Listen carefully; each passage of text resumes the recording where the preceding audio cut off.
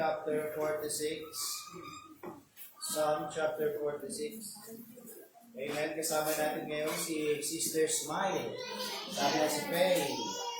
Amen. Okay, si Jericho, may work. Kapag pray natin si Sister Smile, may kapatid na si Faye. Ilang months na, Sister? 3 months. Pray natin. At kasama din natin si Teo na talagang gusto mag-preach din. Kasama natin si Nicole, tama? And then si Bea, kasama natin yun. Okay, sino ba ba? Hindi pa nabanggit. Kasama natin lahat ulit. Mga juniors. Mga juniors, kasama natin. Amen? Okay, so mamaya po parating din po kita yung family. Nahirapan lang mag-book sa Grab ngayon. Nahirapan doon sila eh. At yung mga pumati kay Paxi Happy Birthday, mukhang uurong na yung pansit dahil dami na lang pumati. Oo, kaya pala nagpula. Siguro kung may barong na pula yan, nagpulang barong yan. Wala rin ako pulang barong. Kaya di ko mapahita. Amen. Psalm chapter 46 verse 10. Psalm chapter 46 verse 10. Nandiyan na po kayo sa Amen. Amen. Sabi po din, some verse lamang po mga kapatid. Be still and know that I am God. I will be exalted among the heathen. I will be exalted in the earth. Tayo po manalangin. Aming Diyos, nakita sa lahat, Panginoon. Maraming salamat po mali o Diyos sa umagang ito. Maraming salamat sa pag-aawitan, specials, sa awitin ng choir, at sa iyong salita na sa aming pagbulay-bulayan sa oras. Diyos, dalahin ko po, Panginoon, na sa pagkakataon na ito, kayo tumama na muli sa amin, at muli ba na Espiritu, aming hiling, kami gabayaan, pangunahan, at pagkalooban muli ng karunungan, kaalaman, pangunawa sa pagkakataon. Diyos, kayo po patuloy na pumilos sa bawat isa sa amin, at kapatawad o Diyos sa aming mga pagkakasala at nagampanan sa inyong harapan. At aming dalangin sa pangalan ni Jesus. Amen. Tayo po ay makakaupo na mga kapatid. So ating po pag-aralan mga kapatid. Lahat po tayo dito may mga pinagdadaanan pagdating sa desisyon. Desisyon. At sabi nga nila mga kapatid, dahil sa lumang kasabihan, life is a choice. Tama po? Life is a choice na sa araw-araw na lang, ikaw ay nagkakaroon ng pagpipili. Minsan kahit nasa bahay ka na nga lang nagkakaroon ka pa rin ng pagpipili. Kailangan mo pa rin pumili. Kailangan mo pa rin mag-desisyon. Anong iyong gagawin? Minsan kailangan natin mag-desisyon. Anong uulamin? Kung kakain ba tayo o hindi. Kailangan natin ng desisyon. Sa araw-araw, kailangan natin ng desisyon. Ito pong ating pag-aaralan mga kapatid. Ako po nananalangin na ito po makatulong sa bawat isa sa atin, lalo po sa pagdidesisyon natin. Ito po ang title nito ay Principles when Making Decisions. Principles when Making Decisions. Kasi kaya po yung people ngayon gumagawa ng desisyon. Hindi ka pwede gumawa ng desisyon sa araw-araw. Kaya mga kapatid, kung tayo po sumusubok na mag-decide ng isang bagay, meron po mga katotohanan na matatagpuan natin mula po dito sa salita ng Diyos na dapat po natin sundin. Sapagkat tayo po ay mananampalataya at ang salita ng Diyos mga kapatid ay marapat na isabuhay natin at kalaki po nito sa buhay natin mga kapatid ay ang buhay natin ng pagpapasya. Kailangan ito po yung naka-incline pa rin sa salita ng Panginoon. At may mga katotohanan tayo matatagpuan mula po dito sa salita ng Diyos patungkol po sa pagpapasya, patungkol po sa pagdedesisyon, patungkol po sa paggagawa ng desisyon na matatagpuan natin sa salita ng Diyos. At maraming beses na po natin naririnig na kung saan kapag tayo po ay magdidesisyon mga kapatid, kailangan po ito po ay nakalinya sa salita ng Diyos. Amen? Amen. Dapat po ito'y nakalinya sa salita ng Diyos. Sapagkat kung ito po hindi nakalinya sa salita ng Diyos, hindi po ito naka-incline sa salita ng Diyos, malinaw po na ito po hindi po sa kalooban ng Diyos. Tama po? Amen? Amen po. So we need to line up mga kapatid with the Bible, with good counsel, with prayer, and with the unfolding of circumstances. when making decisions. Good counsels and prayers. Kailangan po yung mga bagay na mga kapatid. Kailangan natin humingi ng payo, humingi ng advice, humingi ng mga insights. Kailangan natin humingi ng panalangin mga kapatid when making decisions. Huwag tayo magpadalos-dalos. Kahit mapakabataan man o kahit ikaw ay adult na kapatid, huwag kang magpadalos-dalos sa iyong desisyon. Ito po yung nakasanayan ng kasabihan sa ating bansa na ang kabataan daw ay mapusok. Na ang kabataan ay mapusok, lahat gustong subukan, lahat gustong tikman, lahat gustong pasukin, lahat gustong danasin. Tama po? Yan po ang tipikal na kabataan sa panahon natin ngayon. At alam niyo ba na hindi lamang pinauuso yan sa kabataan, ay mga adult na rin hanggang ngayon mapusok pa rin. Tama po? Kaya marapat mga kapatid, tayo po bilang isang mananampalataya ay maintindihan natin ito po mga prinsipyo na ito sa tuwing tayo po gagawa ng desisyon sa ating buhay. At marapat kapatid na sa tuwing tayo po gagawa ng desisyon sa buhay, kailangan po ito yung naka-inline at naka-incline sa salita ng Panginoon. Kalakip nito ang mahusay na pagpapayo at matinding pananalangin. Amen? Sa oras na ito ako pinaniniwala about sa atin dito, merong ginagawang desisyon ngayon. Amen? Amen? At ano ba itong mga prinsipyo na ito? Number one principle mga kapatid in making decision is be still. Be still. Sabi po din sa binasa natin in Psalm chapter 46 verse 10, sabi ng Panginoon dyan, be still and know that I am God. I will be exalted among the heathen. I will be exalted in the earth. Tandaan nyo mga kapatid, ito po, tandaan po natin to.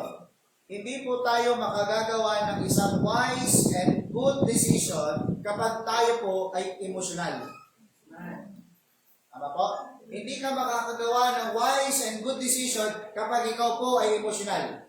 Tandaan po natin yan. Kailangan po natin kumalma muna. Kailangan po muna natin kumalma. Kailangan po muna natin magkaroon ng kapanatagan at kapayapaan bago po tayo gumawa ng desisyon. Amen? Amen po. May kausap po ba ako? Amen po. Hindi ka makagagawa ng desisyon kapag ikaw ay emosyonal. Anong klaseng desisyon? Wise and good decision. Pag ikaw ay emosyonal. Ano po dapat natin gawin? Kailangan po natin kumalma. Kahit po ikaw ay sobrang saya, kahit ikaw po ay sobrang excited, kahit ikaw po ay sobrang takot, depressed, galit, at handaan lumaban, yung mga ganong emosyon, sa ganong estado ng emosyon na meron ka, kapatid, huwag kang gumawa ng desisyon. Minsan, pag sobrang saya natin, pag gumawa tayo ng desisyon, nagawa natin to dahil sa sobrang saya natin, pumayag tayo, sumang-ayon tayo, sa sobrang saya natin, sa sobrang excitement natin, pagdang uli, pinagsisisihan mo yung naging desisyon. Pag nag-desisyon ka ng galit na galit ka, sobrang galit, sobrang depressed, sobrang stress, yung makikipag-away ka na, pagdang uli, pagsisisihan mo. Tama po? May mga pagkakataon sa buhay natin ngayon nagsisisi na dahil sa iyong desisyon kahapon. Kung ano yung desisyon mo kahapon, yan ang resulta ngayon. Tama? At kung ano ang magiging desisyon mo ngayon, yan ang magiging hinaharap mo. Yan ang magiging bukas mo. At aminin natin sa hindi, kapatid, marami po tayong naging desisyon kahapon na pinagsisisihan natin ngayon. Tama po? Amen? Marami kang naging desisyon kahapon na pinagsisisihan mo ngayon. Marami kang mga pinayagan, pinahintulutan kahapon na ngayon ay pinagsisisihan mo. Hindi pa ba sapat na maging aral sa atin yun? Tama po? Kaya kahit ano pa man mga kapatid, kahit ano pa man ang emosyon na meron tayo mga kapatid, bago ka magdesisyon, kailangan ikaw muna ay magkaroon ng kapanatagan at kalmado ka dapat. Kalmado lang tayo. Hindi ka masyadong masaya, hindi ka rin masyadong malungkot, hindi ka galit, hindi mainit ang ulo mo. Tama po? Pag masyadong mainit ang ulo, nagdesisyon ka, hiwalay kung hiwalay. Pagkatapos maya-maya, ayan din. Kasi gumawa ka ng desisyon na napapaloob ka sa ganong emosyon. Amen? Now, sino po pwede natin maging halimbawa po diyan? Buksan po natin sa 2 Chronicles. 2 Chronicles chapter 20. 2 Chronicles chapter 20 verse 3. Now, dito po mga kapatid, may kita natin na si King Jehoshaphat. In verse 3, mga kapatid, sabi po dyan, and Jehoshaphat feared and set himself to seek the Lord and proclaim a fast throughout all Judah. Bakit po siya nagkaroon ng pagkatakot dito? Sapagkat sa ilalim po ng pangunguna ni Jehoshaphat, ang bayan po nila, mga kapatid, ay sasakupin at lulusubin. Hihirahin sila, mga kapatid. Nagkaroon ng pagkatakot ngayon si Jehoshaphat. Kaya nga, sabi dito in verse 3, siya po ay nag-set, mga kapatid, siya po'y lumapit sa Panginoon, siya po'y lumuhod sa Panginoon, at humingi po ng counsel sa Panginoon kung ano ang kanyang dapat gawin. Now, natakot siya, mga kapatid. Natakot siya sa mga bayan ng Moab, sa bayan ng Ammon, and Mount Seir. Tatlo yan, mga kapatid. Moab, Ammon, and Mount Seir. Lulusubin sila, kapatid. Lulusubin yung kanilang bayan. Imagine mo na lang, mga kapatid, dito po sa ating bansa, lusubin tayo ng 3 bansa. Napakaliit ng Pilipinas, lusubin tayo ng 3 bansa. Lusubin tayo ng Big 3. Lusubin tayo ng Big 3, grabe takot siguro natin. Ito po malalaki yung lululusog. At sa takot ni Jehoshaphat, siya po yung lumuhod sa Panginoon, at ang sabi niya sa Panginoon, ano po yung dapat namin gawin? In verse 12, mga kapatid, tingnan niyo po, in verse 12, and our God, sabi niya, O our God, wilt thou not judge them, for we have no might against this great company that cometh against us. Neither know we do, but our eyes are upon thee. Sabi niya ni Jehoshaphat, Panginoon, wala ho ba kayong gagawin sa mga tao nito? Sapagkat wala kaming laban. Sobrang dami nila, sobrang lakas nila. Subalit ang aming mga paningin, ang aming pagtingin ay nasa sayo lang. Sabi niya. Kaya ang ginawa ni Jehoshaphat, mga kapatid, sa ilalim ng pakiramdam niya, ng emosyon, na sobrang takot siya, mga kapatid, siya po'y lumuhod sa Panginoon, nanalangin, at itinuon ang kanyang pagtingin sa Panginoon instead doon po sa mga bagay na yan na nakikita niya ngayon. 3 malalaking bansa, 3 malalaking grupo aatake sa kanila. At siya na mismo nagsabi, wala kaming kalaban-laban. Kaya itinuon niya ang kanyang pagtingin sa Panginoon habang siya po ay nananalangin. Kaya pagdating po sa chapter 15 and 17, tignan po natin. Ng chapter 15, verse 17 and verse 15. Yan pa rin sa 2 Chronicles chapter 20. Verse 15 and 17 pa rin. And he said, Hearken ye, O Judah, and ye inhabitants of Jerusalem. And thou King Jehoshaphat, thus saith the Lord unto you, Be not afraid, nor dismayed by reason of this great multitude. For the battle is not yours, but God's. In verse 16, Tomorrow go ye down against them. Behold, they came up by the cliff of Ziz, and ye shall find them at the end of the brook before the wilderness. And verse 17, Ye shall not need to fight in this battle. Set yourself, stand ye still, take note the word still, and see the salvation of the Lord with you. O Judah and Jerusalem, fear not, nor be dismayed. Tomorrow go out against them, for the Lord will be with you. Ano pong sabi ng Panginoon? Kumalma lang kayo. Sapagkat ang laban na ito ay laban ko. At ang paalala pa ng Panginoon, be not afraid, nor be dismayed. Huwag kang matakot yan. Huwag kayong matakot yan. Sapagkat ang laban na ito, hindi lamang para sa inyo. Sa akin din. At sabi pa ng Panginoon, hindi nyo na kailangan lumaban pa. Paglabas yung bukas, manalo na. Totoo yung nangyari, kapatid. Ano ho? Nanalo sila. At ang sabi ng Panginoon sa kanila, kalma lang. Tama? Pumalma ka lang. Hindi po tayo makakagawa ng desisyon. Tandaan niyo yan. Hindi ka makakagawa ng desisyon kapag wala po tayo doon sa prinsipyo na tayo po'y kalmado and still sa presensya ng Panginoon. Kung kabado-kabado ka, huwag kang gumawa ng desisyon kung kabado ka.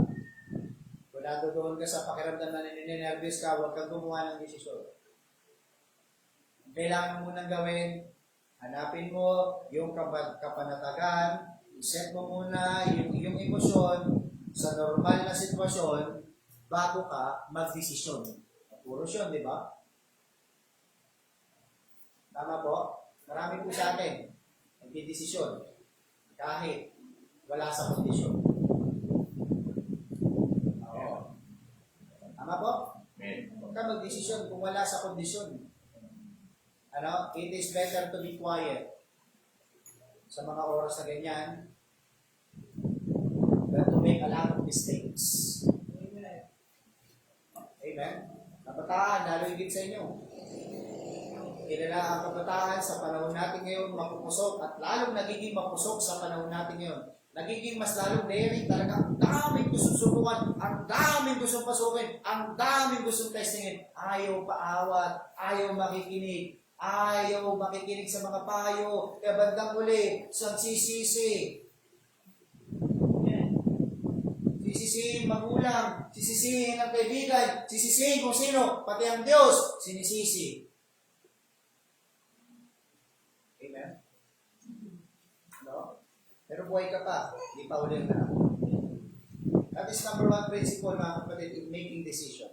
In making a right, wise, and good decision. Kasi sa araw-araw may decision kang ginagawa eh. Kasi sa 1 to 10, mga kapatid, sa 1 to 10 na rate, yung decision mo na ginagawa sa araw-araw, bibigyan mo ng rating. Mabigyan mo ba ng 10?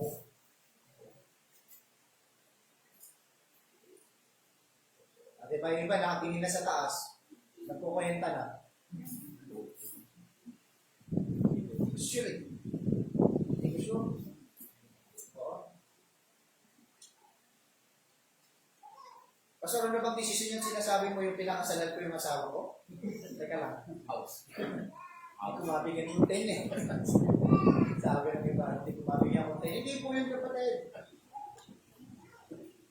Hindi lang yun ang desisyon na yan. Napakadami. Ano, kaya napapalo pa rin po doon sa prinsipyo that we need to be still. We need to be still. Amen? Pangalawang prinsipyo, mga kapatid. Keep your quiet time. Keep your quiet time. Pag sinabi natin quiet time, mga kapatid, our praying time. Kamusta po yung prayer life natin? Nagpipray ka pa ba? Pinagpipray mo pa ba yung kapwa mo? Pinagpipray mo pa ba yung kapatiran? Pinagpipray mo pa ba siya? Amen. Okay, kasi yun naman ang pangalan, general name naman, para sa mga ayaw pangalanan, di ba? Siya. Di ba? Pag ayaw natin pangalanan yung pinagpipray natin, pinanalangin ko na siya. Sino? Si Shasha. Diba? Sabi ni Daniel, nakikita natin ang prinsipyo ni Daniel, when it comes to quiet time. In Daniel chapter 6 verse 10. Daniel chapter 6 verse 10, Daniel, sabi niya, he knelt upon his knees 3 times a day and prayed and gave thanks before his God as he did aforetime. See, ilang beses pong manalangin si Daniel sa isang araw. 3 beses po siyang manalangin sa isang araw. Hindi po yun yung pagkain ng agahan, tanghalian, hapunan. Hindi po yun. Pero yung panalangin na kapatid, kung saan siya po patuloy na nagsising ng counsel sa Panginoon. So, when making, mga kapatid, one of the principle when making a right and wise and good decision sa buhay natin, kapatid, Ano? Keep your quiet time. Amen. Keep your quiet time. Ayan, pagka may mic na, di na po ako sisigaw. Pag-pray natin by next week, makabili na po tayo. No? Supposedly, dapat po tayo bibili ngayon eh. So, marami po tayong inasikaso. Next week na tayo bibili. Kaya hindi po ako galit. Kailangan ko lang ilakas kasi marami tayo ngayon. Amen? Keep your quiet time. At nakita natin yan sa buhay ni Daniel, mga kapatid, na 3 beses siyang nag-seek ng counsel sa Panginoon, 3 beses ang manalangin sa isang araw, na kung saan sabi nito, hindi lang for time, ginagawa niya pa dati, hanggang sa sumunod na mga panahon, patuloy niyang ginagawa. Tama po? Kaya mga kapatid, napakahalaga po at napaka-importante mga kapatid, na wag po nating hahayaan na mawala po ang salita ng Diyos at ang praying time when we are making our decision. Amen? So napakahalaga mga kapatid, kapag tayo po'y gumagawa ng desisyon, you need to consult to the Word of God. How is your Bible reading, kapatid? How is your Bible reading? How is your praying time, kapatid? Kung gaano ka kadalas, katagal, magbasa ng salita ng Diyos, yun po'y magre-resulta kung paano ka manalangin. Hindi po pwedeng maghiwalay yan. Kung madalang kang magbasa ng salita ng Diyos, madalang ka rin pong manalangin. Totoo yan. Ano ho? Hindi po ako magsisinungaling sa inyo, totoo yan. Tignan mo yung sarili natin. Check mo yung sarili mo. Gaano ka madalas magbasa ng salita ng Diyos? Pag madalas ka magbasa ng salita ng Diyos, madalas ka manalangin. Pero pag madalang ka magbasa ng salita ng Diyos, madalang ka rin manalangin. Tapos gagawa tayo ngayon ng desisyon. At nag-expect tayo, kapag gagawa tayo ng desisyon, yung desisyon ay ayon sa mga plano natin. Gayong hindi ka naman nagkaroon ng wisdom galing sa Panginoon. Gayong hindi mo naman pinanalangin ang desisyon na yan bago ka gumawa ng desisyon. Ito po, hirap sa atin mga kapatid eh. Gumagawa muna tayo ng desisyon bago natin ipanalangin eh. Ano? We are making plans, then afterwards, then we will pray. Ano? At pagkatapos, ipupush natin sa Panginoon na ito, Lord, loobin mo sana ito panalangin ko. Paano nangyari yun? Inauna mo na kinonsult yung sarili mo. Nauna mo na pinagtiwalaan yung sarili mong kakayanan, yung sarili mong kagalingan, rather than sa Panginoon. Yan ang sinasabi ng salita ng Diyos. Trust in the Lord with all thine heart, and lean not unto thine own understanding. In all thy ways, acknowledge Him, and He shall direct thy path. Sometimes, mga kapatid, tayo po naghihintay tayo na magkaroon ng tamang direksyon yung buhay natin, gayong hindi natin ina-acknowledge, yun ang po-provide ng tamang direksyon sa atin. Tama po? The second principle na kapatid, keep your quiet time. Ano? Keep your priorities every day, kapatid. Keep your priorities every day. Ano? Kung ang lahat po mga kapatid, nagbibigay po ng kabigatan sa atin, lahat po mga kapatid, nagbibigay po ng mga interfere sa atin mga kapatid, sa oras natin sa Panginoon. Minsan sinasabi natin, Pastor, hindi ako makapanalangin, grabe, sobrang pagod na ako sa trabaho, sobrang pagod na ako sa gawain bahay, sobrang stress na ako, ang dami-dami ko nang iniisip, problemado ako mga kapatid, hindi po rason yan para hindi ka manalangin. Kundi yan pa isang pinakadahilan kaya dapat ka manalangin. Ano? Sabi ko sa mga kapatid, kapag yung mga iyan na yan ang dahilan mo, kaya bakit hindi ka nakakapanalangin, you are in a big trouble right now when it comes to decision making. Hindi mo pwedeng pagtiwalaan yung decision na gagawin mo kapag may ganyan kang dahilan sa iyong quiet time. Ano? Dito po sa Mark chapter 1 verse 35, may kita natin dyan na ang Panginoong Jesucristo, He spent a lot of more time in praying to God the Father kahit ganun siya kaabala in doing His ministry. Tignan niyo po, meron pa rin quiet time. Ano? Normally, ang isang tao nagtatrabaho po 8 hours a day. Amen? Pag may overtime, inabot minsan 12 hours a day. Or minsan ay masigit pa doon. Pero matindi na yun, pag lumagpas na po doon, mas malaki porsyento na po bayad. Ang iba naman sa atin dito, nag-aaral, nagtatrabaho. Ano? Pero pinakamahirap na gawain talaga trabaho, yung trabaho sa bahay. Walang oras yan eh. Walang oras yan. Diba, pag-gising mo ng umaga, wala rin break time yan. 24 hours yan. Oo, tapos work from home ka pa. Work from home ka na, at may work at home ka pa. Pero kapatid, hindi pa rin siya dahilan para hindi ka manalangin. Hindi pa rin siya dahilan para mawala yung quiet time. Tandaan mo kapatid, isa yan sa prinsipyo to have a wise and good decision. Sino po dito gusto magkaroon ng tamang desisyon sa buhay? Meron mo ba? Gusto mo ba maging tama lagi desisyon mo sa buhay?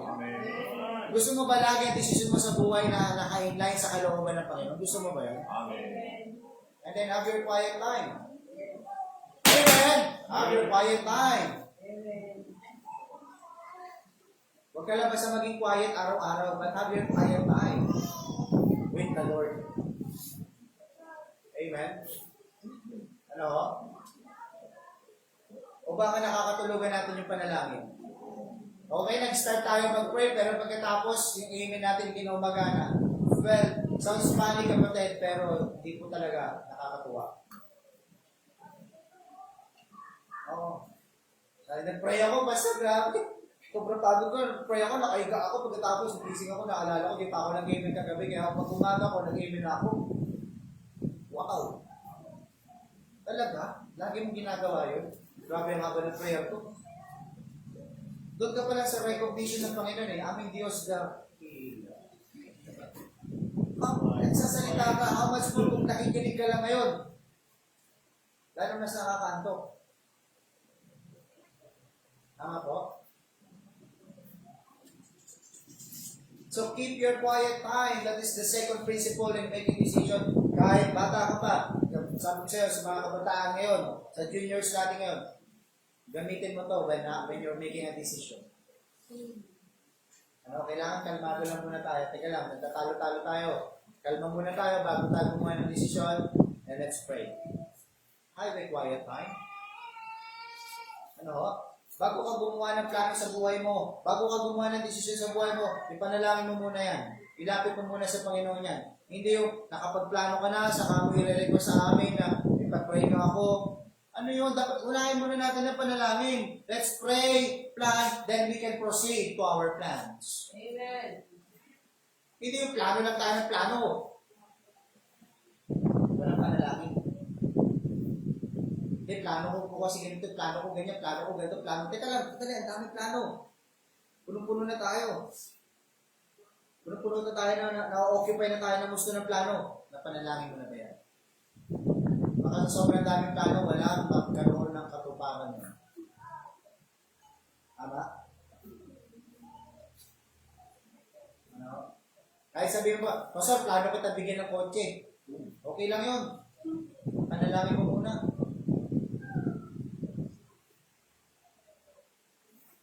Pastor, plano kong magbigay din ng sasakyan para sa simbahan. Kasi yan ang prayer natin, di ba? Pero panalangin mo muna personal. Nagamitin ka ng Panginoon sa plano na yan. Maganda ang plano mo. Alam mo, kahit gaano kaganda yung plano mo, kung tatalunan mo yung quiet time, yung panalangin, mahirap yun.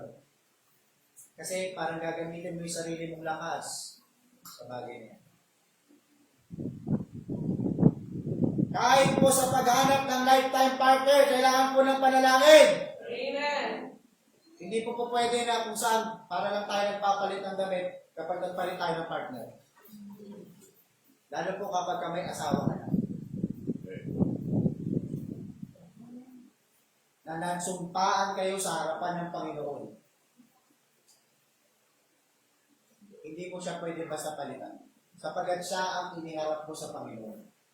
Dalawa kayo, nagsumpaan sa harapan ng Panginoon. Tama po? Hindi na lang yung pagka nagkaroon ng problema, ayaw ko na. Ayaw mo sa akin, ayaw ko na rin sa'yo. Tayo po mga lalaki kapatid, hindi po tayo nakadestin na mahalin.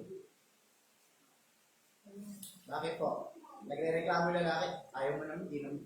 Nagmamahal ako, di ako minamahal. Oh, talaga. Kaya hindi wala yan, no? Grabe. Nasa Bible ba yan? Sabi ng Biblia, Husband, love your wives. Si wife naman, ang dapat gawin ni wife, obey your husband.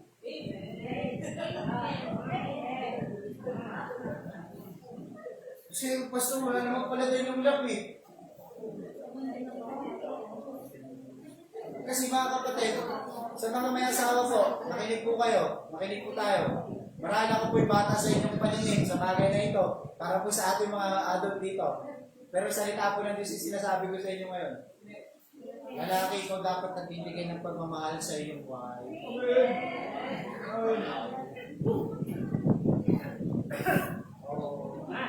Hindi sila laki nag-aantay ng pagmamahal galing kay wife. Lalaki, kasi yun ang sinabi ng salita ng Diyos, husband, love your wives. Amen. Kaya kung dahilan mo lang, pasok kasi hindi niya na ako mahal, kaya hiwalayan ko na siya. Napapasayot na ko ka talaga. Ano ba yung dahilan niya? Kaya mga kapatid, when making, if you want to have a right and wise and good decision, consult to the Word of God.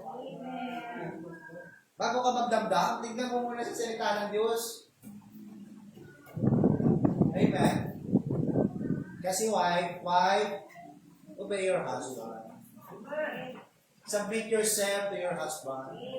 Magmasakot ka. Hindi pwede si wife, sasakupin niya si husband. Nangyari yan, kapatid. Nangyari yan. Saan po nangyari yan? Nangyari yan sa Bible. Ano po nangyari? Ano po nangyari, kapatid? Teka lang po, makinig po tayo. Ano po nangyari? Nung sinakop po ng wife si husband, ano po nangyari? Kinain ko maratilis.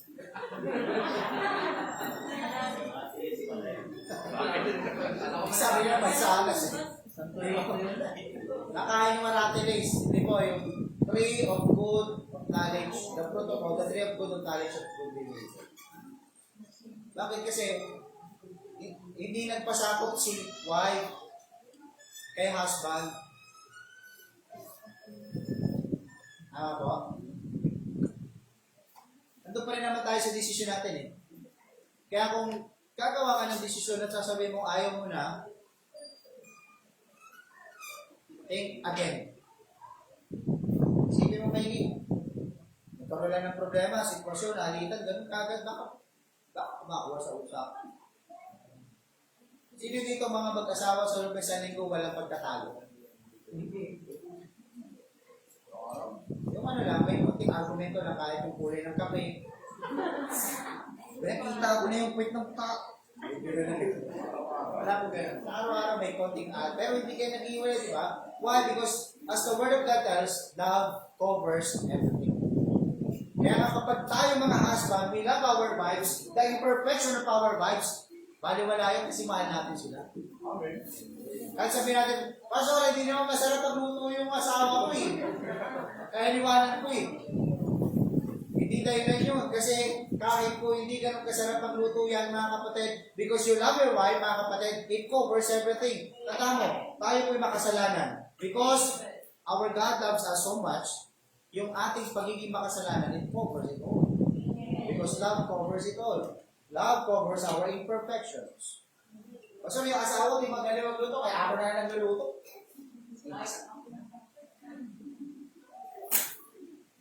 Pero hindi siya magiging dahilan ng paghihiwalay mo sa akin.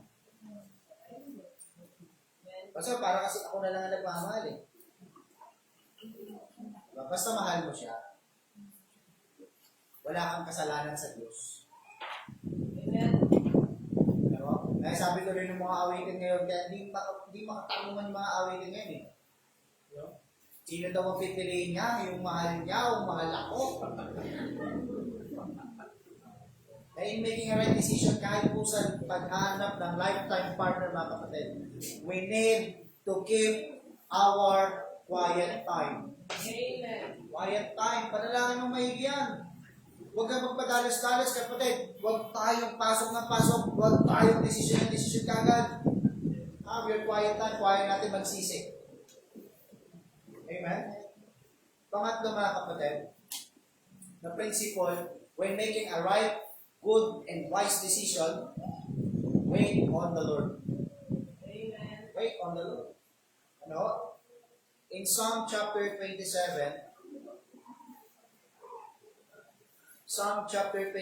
verse 14.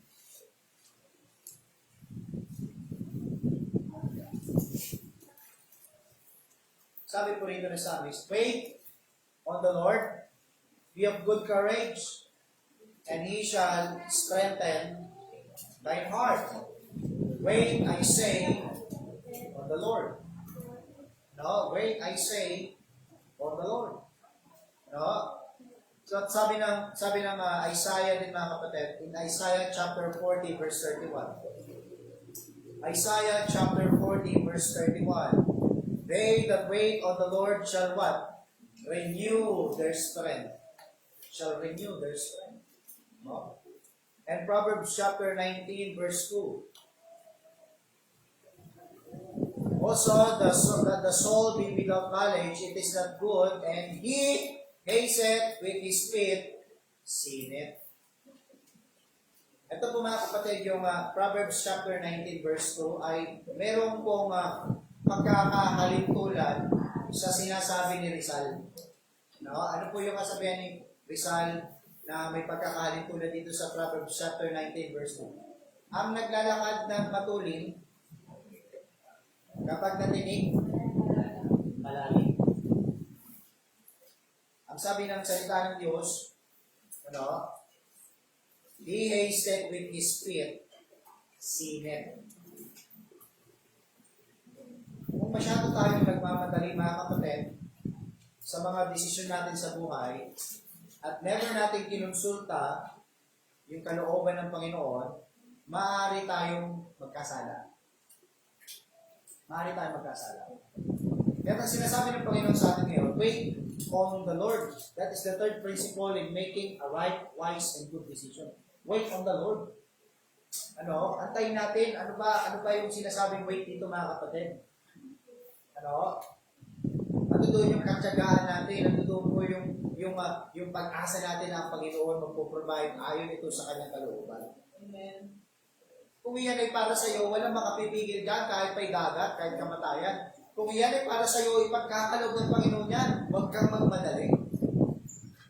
Tama po? Huwag tayong magmadali. Kaya mga kapatid, we don't consult sa mga gambling o kaya mga loto Kasi sa halimbawa, may isa tayong plano sa buhay, may gusto tayo sa Pastor, gusto ko naman magkaroon ng sarili bahay at lupa someday.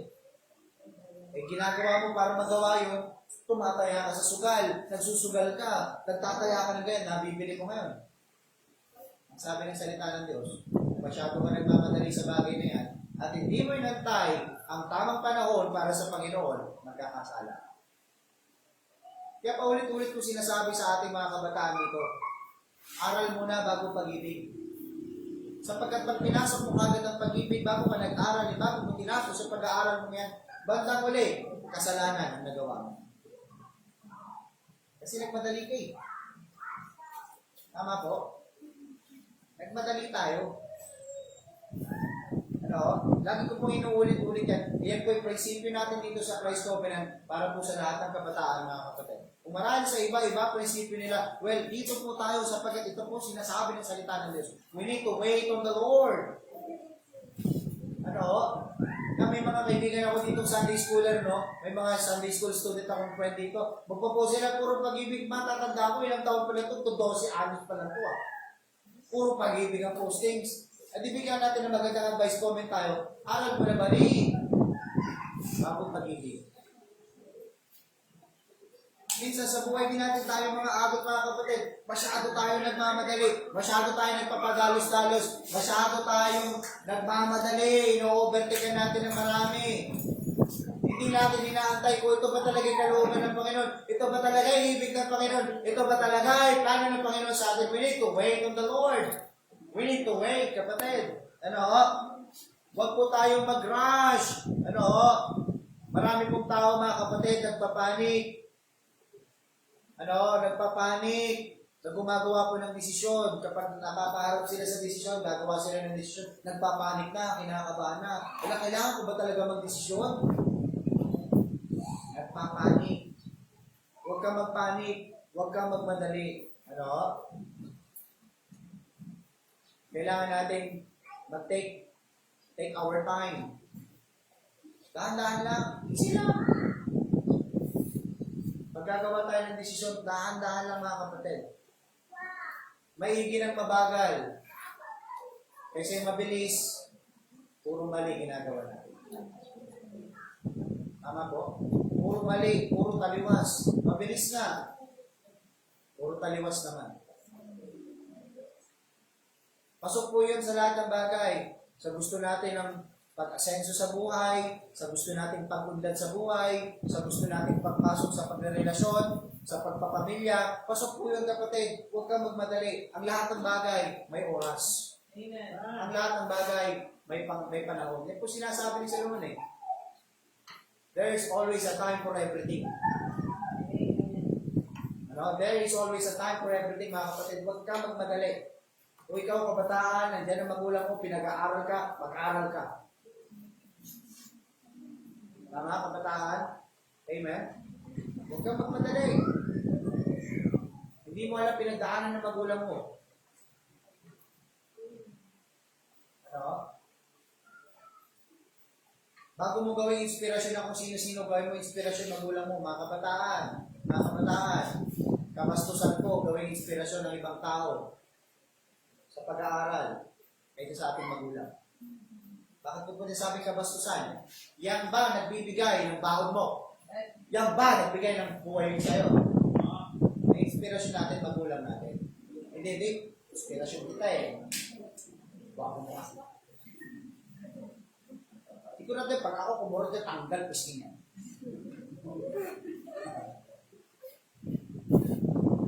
No? Yan pala inspirasyon mo, di ka na humingi ng baon mo. Diyan ka na humingi ng baon mo. Parang yan ang nagbigay ng buhay sa'yo. Kabataan, real talk lang yan. Tama?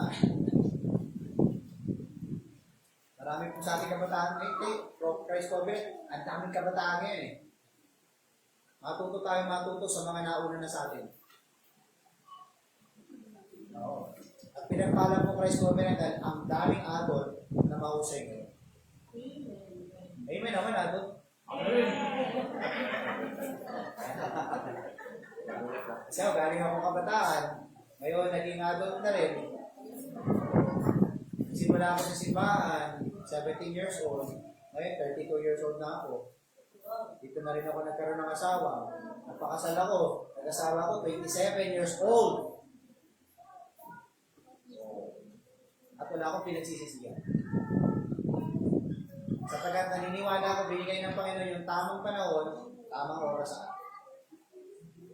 Kaya makita ko na nag-i-enjoy ang kabataan, wala akong nararamdamang kurot at pagkaingit. Sapagkat naranasan ko na pinaranas sa akin ng Panginoon. Ang maging bata. At maging kabataan, na-enjoy ko lahat sa Panginoon. Kaya pagiging adult, unti-unti ko pala, ini-enjoy. Kasi isip bata.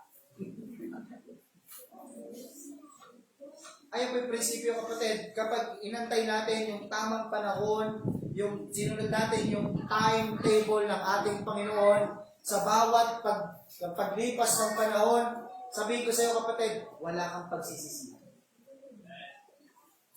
Kasi Apostle Paul, nasunod siya sa timetable ng Panginoon. Ang sabi niya, bandang huli, mga huling salita niya, mga kapatid, I have vowed a good fight. I have finished my course. I have kept the faith. Di ba? Napakasarap mabuhay na kung saan parang wala kang pinagsisisihan. Dinaanan. Sapagkat nasunod ka sa timetable ng Panginoon. Pero kapatid, ano man yung mga naging nakaraan mo ngayon, pwede ka magsimula ngayon. Buhay ka pa eh. Buhay ka pa. Kasi mayroon akong mga nakaraan. O, sabihin na natin nakaraan na yan. Ang importante ngayon, narinig mo yung mensahe na ito, nalaman mo yung katotohanan na ito, magsimula ka ngayon. Simula ka ngayon. Maging aral yung nakaraan natin. Tama? Hindi kita kina-curse kung ano yung nagawa mo nakaraan.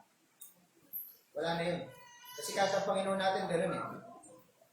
Ano yung nagawa mo na nakaraan, kung ikaw ay humingi ng kapatawaran sa Panginoon, yun ay pinatawad na. Ang mahalaga ay yung ngayon. Pero ngayon na pinatawad ka na at nagpatuloy ka pa rin sa nakaraan mong kasalanan, ay kalapastanganan yun. I-curse na tayo ng Panginoon doon. Tama? So we need to wait on the Lord. We need to take your time. So if you want to have the courage and strength to follow through with the decisions the Lord leads you to make, you must wait on the Lord. Wait. Sabi ng Panginoon, wait on the Lord. I say, wait. Tay. Ha? Amen? Diyan pa kayo? Next thing, mga kapatid, na prinsipyo when making a right, wise, and good decision, seek God's will. Natin natin kalooban ng Panginoon. In Mark chapter 14, verse 36. Mark chapter 14, verse 36. And he said, Abba, Father, all things are possible unto thee. Take away this cup from me. Nevertheless, not what I will, but what thou will. So ito po mga kapatid, yung oras na kung saan ay ang Panginoong Jesucristo po ay nananalangin po sa Garden of Gethsemane.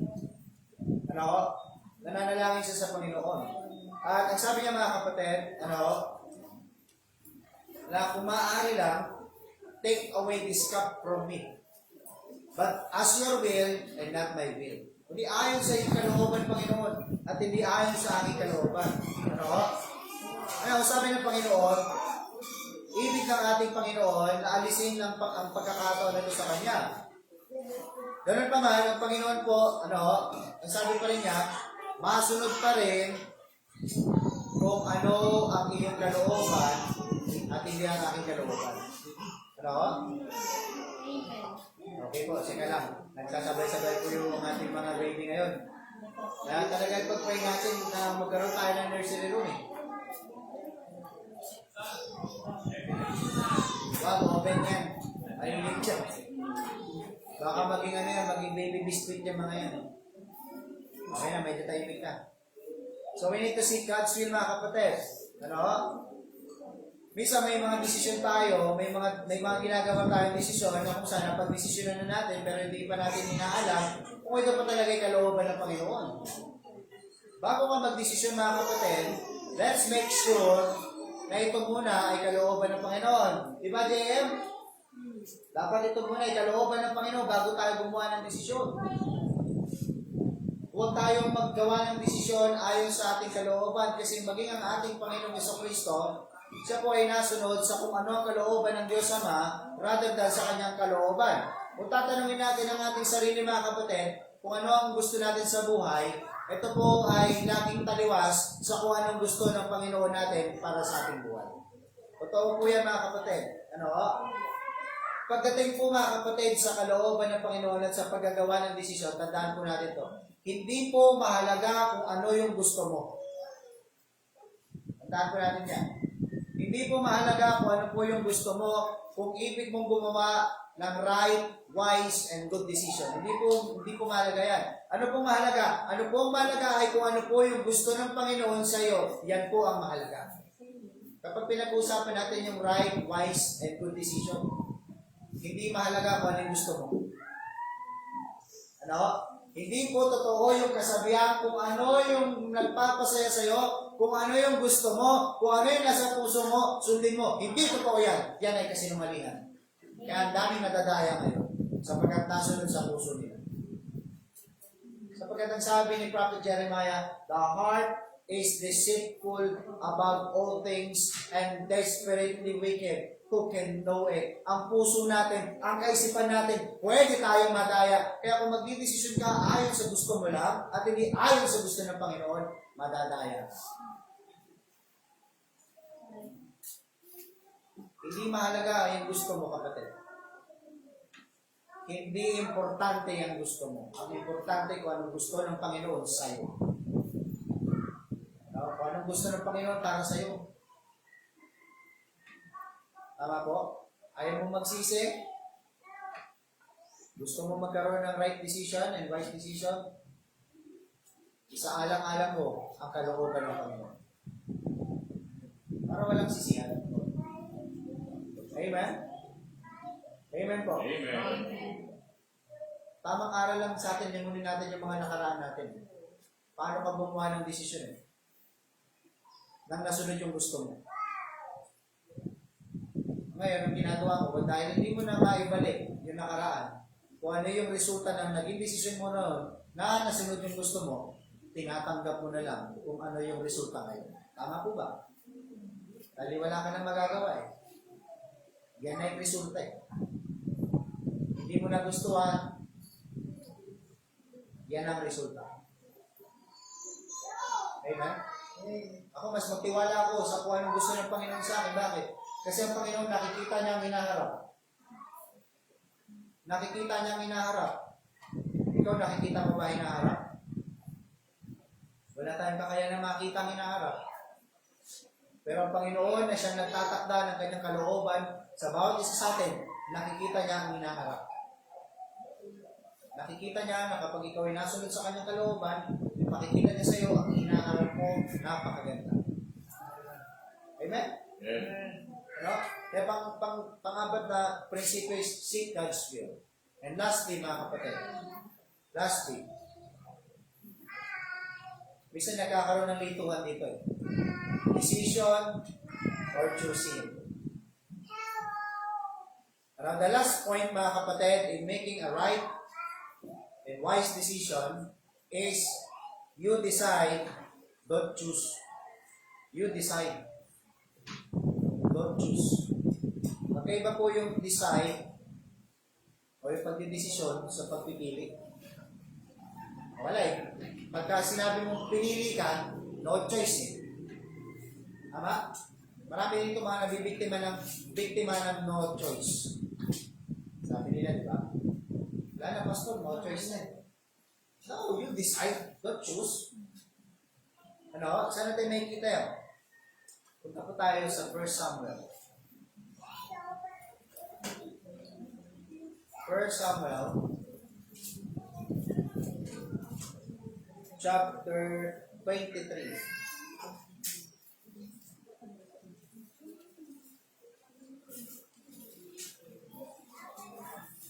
First Samuel chapter 23 verse 9 hanggang 13.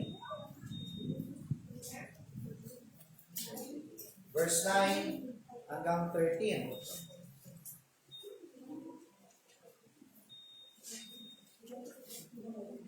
So dito po mga kapatid, nakikita natin, basahin natin muna. Ano? And after him was Eleazar. Nandiyan na po kayo? Amen. 1 Samuel chapter 23 verse 9 hanggang 13. And after him was Eleazar, the son of Dodo, the Alvite, one of the three mighty men with David, when they defied the Philistines, that they were gathered together to battle. And the men of Israel were gone astray. Now he arose and smote the Philistines. Under his hands was buried, and his hands clave unto the sword, and the Lord wrought a great victory that day. And the people returned after him only to spoil. And after him was Shammah, the son of Agi, an Ararite. Tama po ba yung binabasa natin?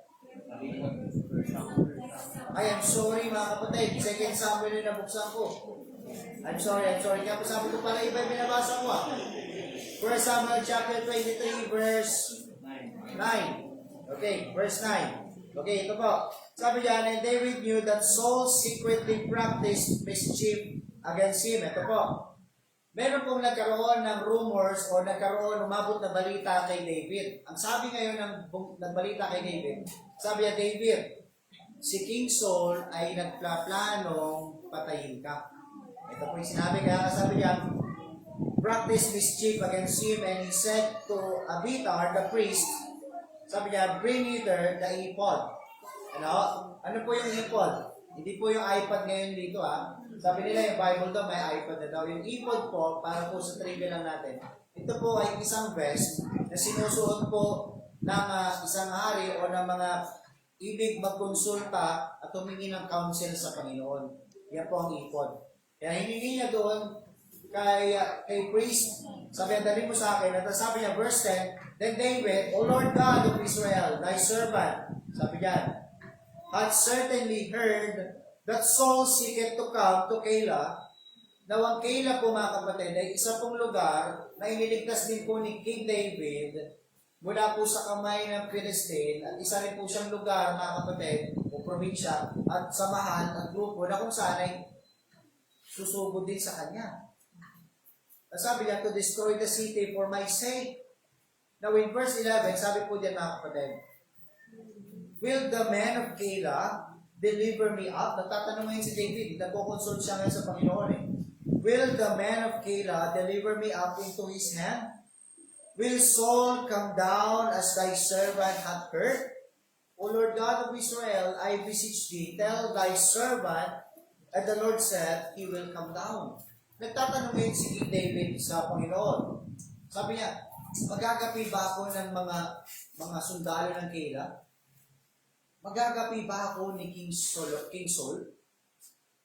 Sabi niya, Panginoon, bigay mo sa akin kung ano dapat kong gawin. Now, dito po mga kapatid, hindi sinabi ni David dito mga kapatid na, Lord, tatakas na lang ako. Ano?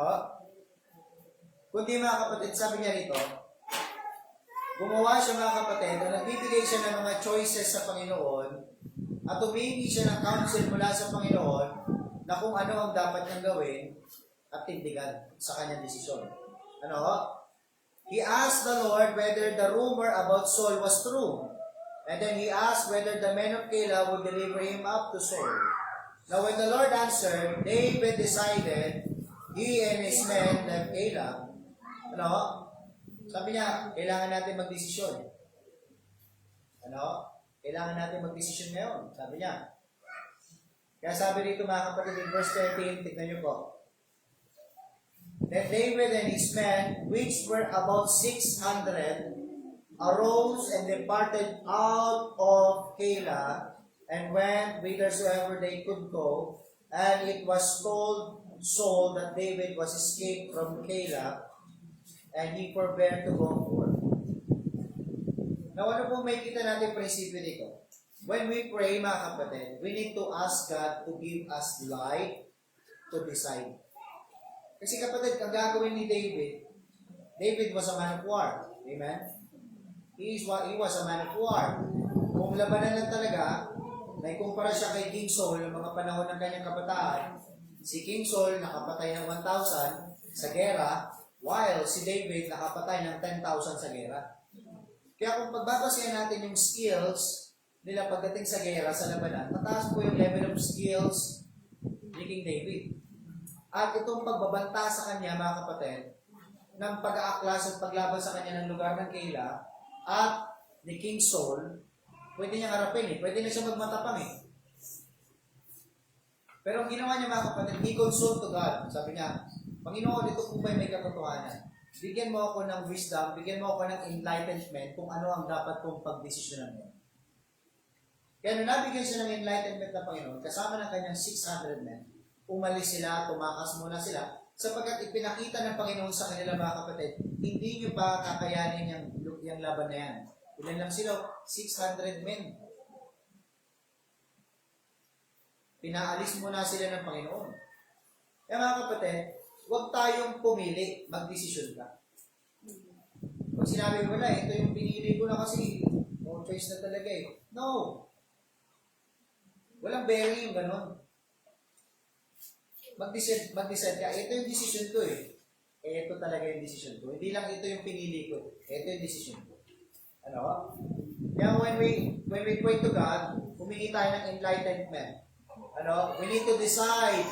Don't try to choose. Mag-decision ka ngayon din.